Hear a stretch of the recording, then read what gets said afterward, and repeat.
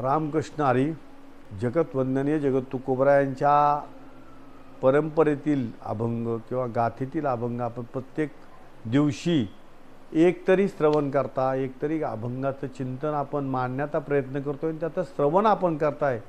आपल्या सर्व भक्तिरूप मित्रांना, वारकरी मित्रांना आणि संत परंपरेतील सर्व मित्रांना आणि माझ्या सर्व सवंगण्यांना एक मानाचा मुद्रा किंवा साष्टांग हे करी दंडवत. याप्रमाणे तुकोबराय म्हणतात की श्री संताची माथा चरणावरी साष्टांग हे करी दंडवत. विश्रांती पावलो सांभाळा उत्तरी वाढवे अंतरी प्रेमसुख. याप्रमाणे जे मित्र आज एवढे मोठे माझे मित्र या ठिकाणी बसलेत की राजेशजी माने साहेब, की ज्या ठिकाणी बाबा प्रत्येक दिवशी ते दर न चुकता मला फोन करतात. अगोदर 2 दिवस आमचं प्लॅनिंग ठरलं जातं, आपण या ठिकाणी बसूयात, वेळ देत आहेत.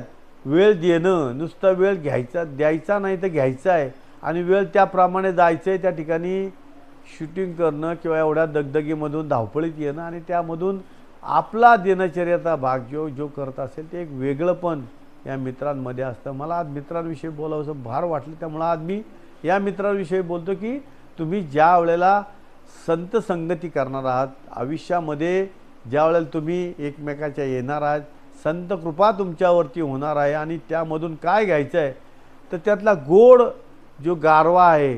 ज्या वेळेला एखादी हरीण आपल्या मृगामध्ये किंवा आपल्या जठरामध्ये, आपल्या बेंबीमध्ये काय ठेवत असते ते कस्तुरी ठेवत असते मित्रांनो. ती कस्तुरीचा वास घेण्यासाठी काय करायचे तर त्या हरणाला गतप्राण करावं लागायचं. आणि गतप्राण केल्यानंतर ती कस्तुरी कुठे मिळायची तर हरणाच्या नाभीमध्ये मिळायची. आणि ती नाभी ज्या वेळेला तुम्हाला शोधायची, ती नाभी करायची, त्यावेळेला काय करावं लागायचं, त्या हरणाला गतप्राण करावं लागायचं आणि नंतर तुम्हाला त्याचा आनंद मिळायचा. ज्याप्रमाणे अमृत असेल, अमृताचं सेवन करायचं तर काय करायचं, त्याच्या आजूबाजूच्या सगळ्यांवरती हल्ला करायचा आहे आणि नंतर अमृत प्राशन करायचे. त्या पद्धतीने ज्या वेळेला तुम्ही एखादं आगीमोळ आहे, आगीमोळ, आणि त्या आगीमोळामधली तुम्हाला काय करायची तर मध चाखायची, तर त्यावेळेला तुम्हाला काय करायला पाहिजे, लाखो मधमाशांना त्या ठिकाणाहून काय करायला पाहिजे, त्यांच्यावरती हल्ला करायला पाहिजे. हल्ला झाल्यानंतर त्याही तुमच्यावरती हल्ला करण्याचा प्रयत्न करतील. त्याच्यामधून तुम्हाला काय करायचं की लाखो मधमाशांच्या पोळ्यावरती हात घालायचा आणि त्या पोळ्यामधलं काय करायचं तर त्यातली जी मध आहे ती प्राशन करायची आहे. त्यावेळेला तुम्ही एकाग्रतेने एखाद्यावरती हमला करसाल, एक चित्ताप्रमाणे करसाल.